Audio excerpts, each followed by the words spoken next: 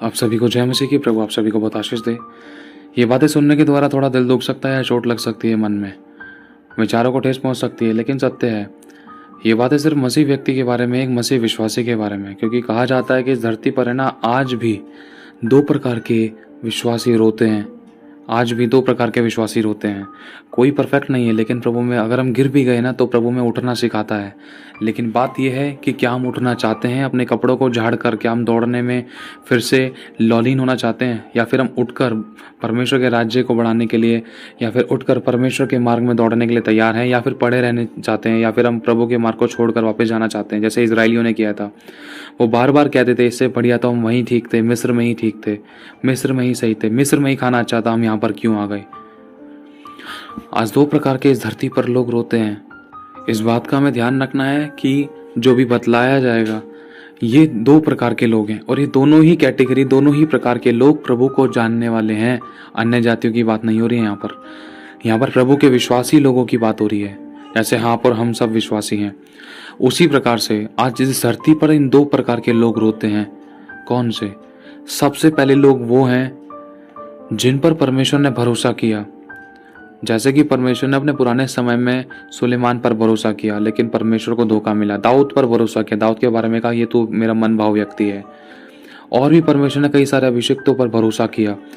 जैसे कि उदाहरण के तौर पर आज भी परमेश्वर ऐसे बहुत से लोगों पर भरोसा करता है जिनको परमेश्वर ने भरोसा करने के द्वारा, परमेश्वर ने जिन पर भरोसा किया और जिन पर परमेश्वर ने अपने सामर्थ को रखा, अपने अभिषेक को रखा, जिनकी ज़िंदगी में, जिन विश्वासियों की ज़िंदगी में प्रभु ने अपनी आत्मा को रखा, अपने अभिषेक को दिया, सामर्थ को दिया, अपने चमत्कारों के वरदानों को दिया, और परमेश्वर ने अपने उन पहले नंबर की कैटेगरी वाले लोगों को सब प्रकार की भरपूरी दी, आशीष दी, बरकत दी, चंगाइयाँ दी, छुटकारे दी, सामर्थ दिया, अभिषेक दिया, भरपूरियाँ दी, और यहाँ तक कि प्रचार करने का अनुग्रह दिया, सुसमाचार सुनाने का अनुग्रह दिया, आराधना प्रार्थना करने का अनुग्रह दिया। मतलब सब कुछ वो काम करने का अनुग्रह दिया जो कोई आम इंसान नहीं कर सकता है बिना प्रभु की इच्छा के।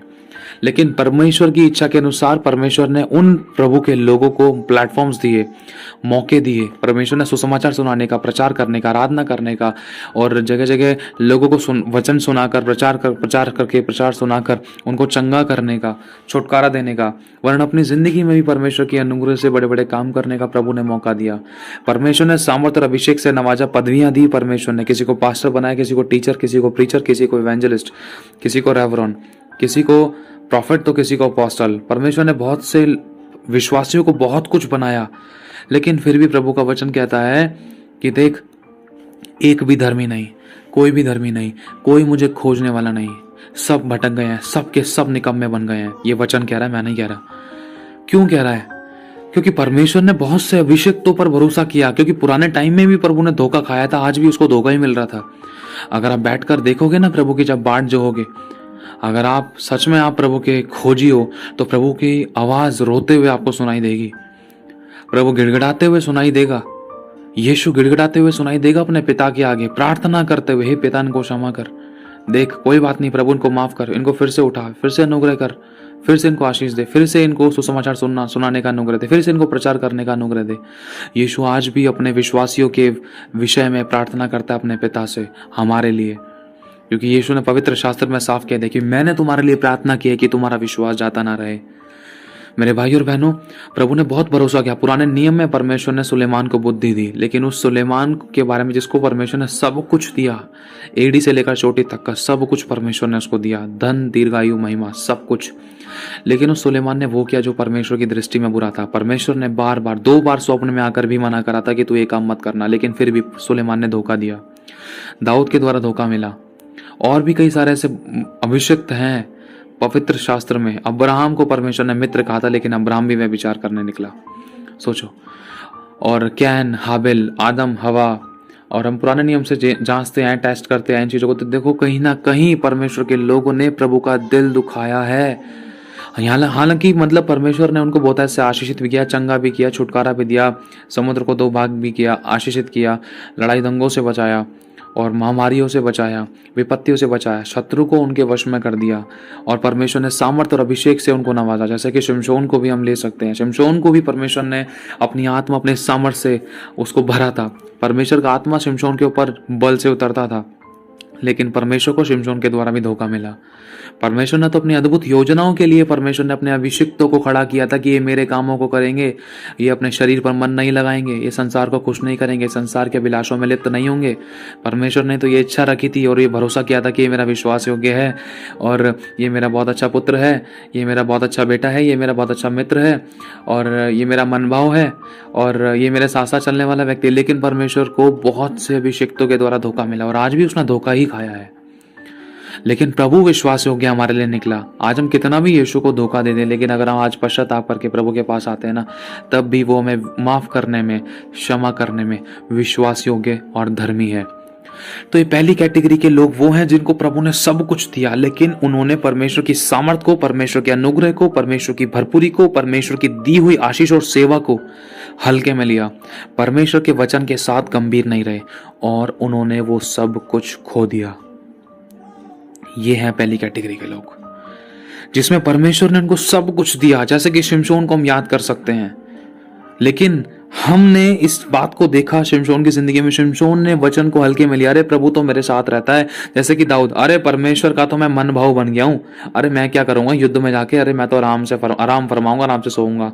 और देखो जैसे ही वो सोकर उठा, उससे व्यभिचार हो गया। सोचा अरे मैं तो परमेश्वर का मन भाव हूं। वचन सबके लिए एक सा है। मन भाव वो जब तक रहा परमेश्वर का, जब तक वो आज्ञाकारिता में रहा, जब तक वो आज्ञाकारी रहा। लेकिन जैसे ही उसने अपने युद्ध के मैदान को छोड़ा, जैसे ही शिमशोन ने परमेश्वर के वचन को हल्के में लिया, वैसे ही परमेश्वर का हाथ उनके ऊपर से हट गया और खुदा बाप अपने लोगों को बनाकर पछताया, उनके ऊपर भरोसा रख के पछताया। जैसे दाऊद ने गिड़गिड़ा कर पश्चाताप किया, जैसे शिमशोन ने पश्चाताप किया। शिमशोन के बारे में देखते हैं, शिमशोन ने पश्चाताप जब किया, जब उसको कुछ नहीं मिल पाया, अपनी जान से हाथ धोना पड़ा। उसको पता भी नहीं था कि यहोवा उसके पास से चला गया है और वो रोता रहा, गिड़गिड़ाता रहा, चिल्लाता रहा, आहें भरता रहा। उसके बाल काट दिए गए, उसको गंजा कर दिया गया, उसकी आंखें फोड़ दी गई, उसको तमाशा बना दिया गया। कहाँ वो लोगों को यूं उठाकर फेंक दिया करता था, रथों को फेंक दिया करता था, शेर और भालों को यूं ही फाड़ दिया करता था।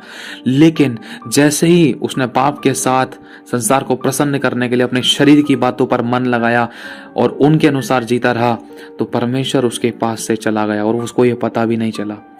आज हम देखते हैं कि पवित्र आत्मा या परमेश्वर की आत्मा की सामर्थ्य जब हमारी जिंदगी में आती है तो बड़े बड़े काम नजर आते हैं। अंधे देखते हैं, गूंगे बोलते हैं, बहरे सुनते हैं, शक्तिहीन शरीर शक्तिशाली होते हैं, अधूरे अंग पूरे होते हैं, टेढ़े मेढ़े अंग सीधे होते हैं, छोटे बड़े अंग नॉर्मल होता है, बीमार चंगे होते हैं, आश्चर्य कर्म होते हैं, आंसू पोंछे जाते हैं, बीमार सब प्रकार की बीमारियां चंगाई में बदलती है, श्राप आशीष में बदलते हैं, बंधन टूटते हैं, बदरूहें जलती हैं, लोग आजादी पाते हैं।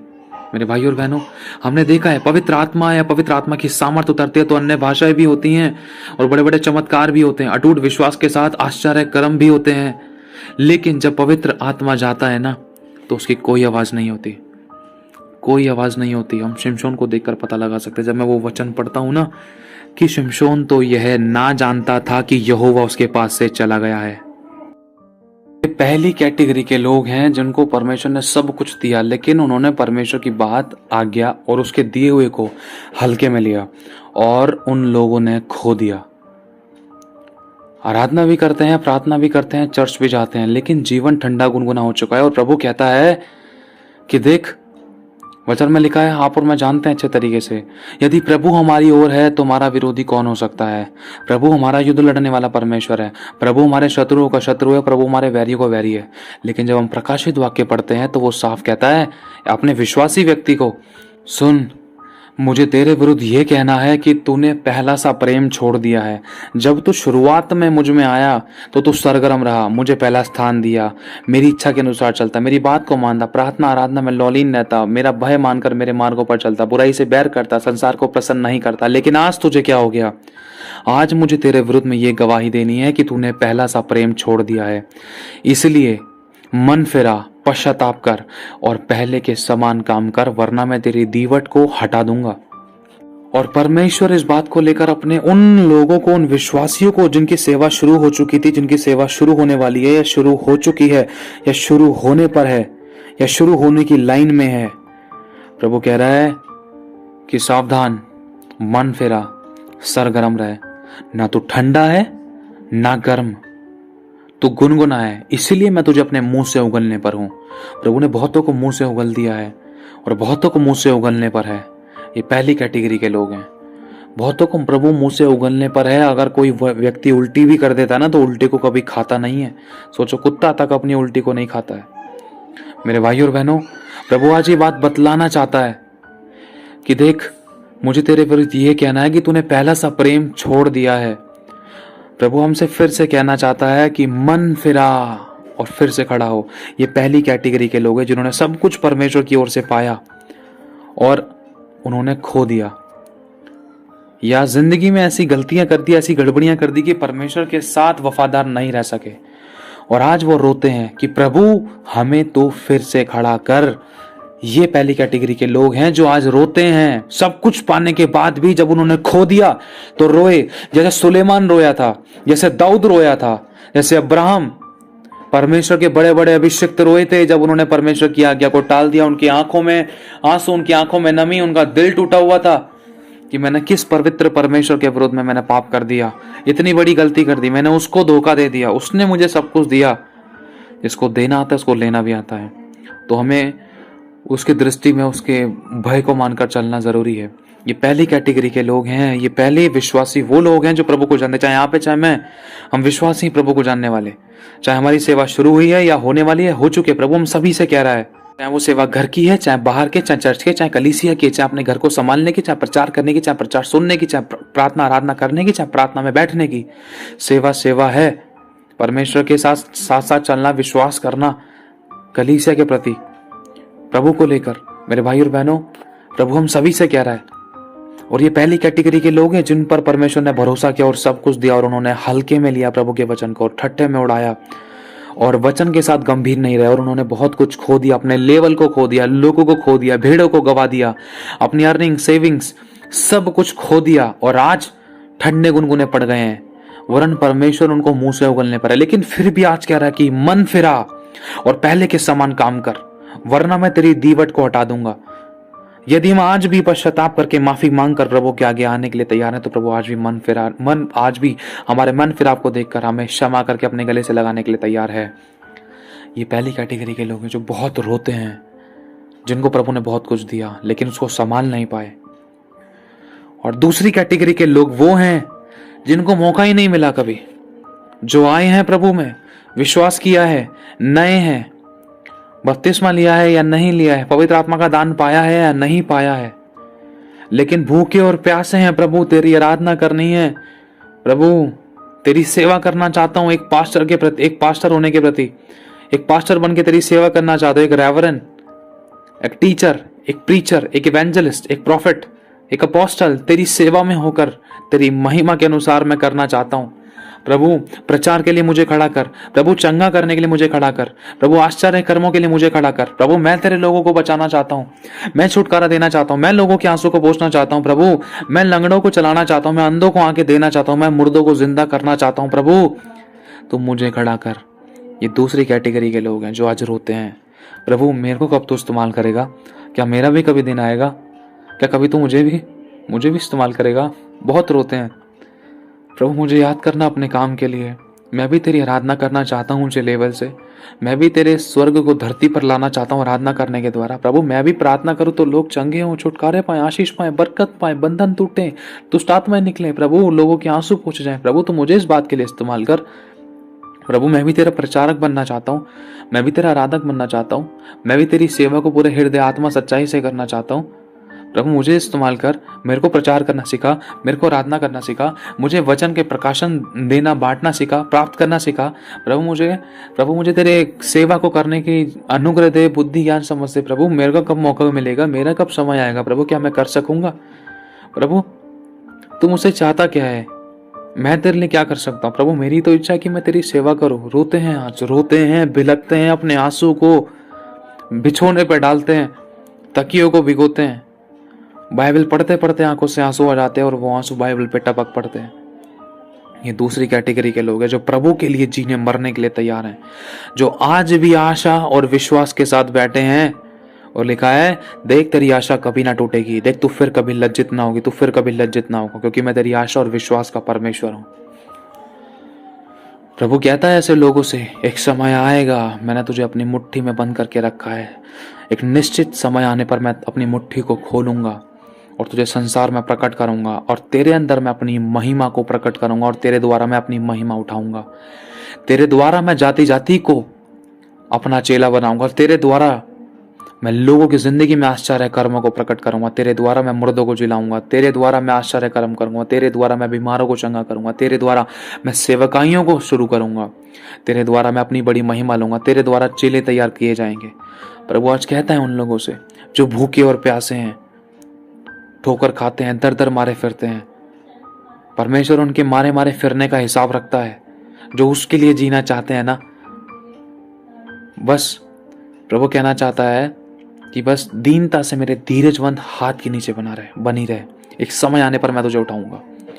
जितनों ने उसकी ओर दृष्टि की उनके मुंह कभी काले नहीं हुए और वो कभी लज्जित नहीं होने पाए। प्रभु ने कहा छोटे से छोटा 1000 हो जाएगा और सबसे दुर्बल एक सामर्थी जाति बनेगी। मैं यहोवा हूं, उस कार्य को शीघ्र ही पूरा करूंगा। प्रभु हमारे लिए अपनी योजना को पूरा करने के लिए तैयार है। परमेश्वर हम दूसरे नंबर की कैटेगरी के लोगों को, जो भी हैं, आप हैं चाहे मैं हूं, हमें नहीं पता, वो प्रभु जानता है कि हम कौन सी कैटेगरी के लोग हैं। पहली कैटेगरी के, दूसरी कैटेगरी के। पहले नंबर के लोग हैं जिन्होंने सब कुछ पाया, खो दिया, हल्के में लिया और फिर रो रहे हैं कि प्रभु मैं दोबारा से दे।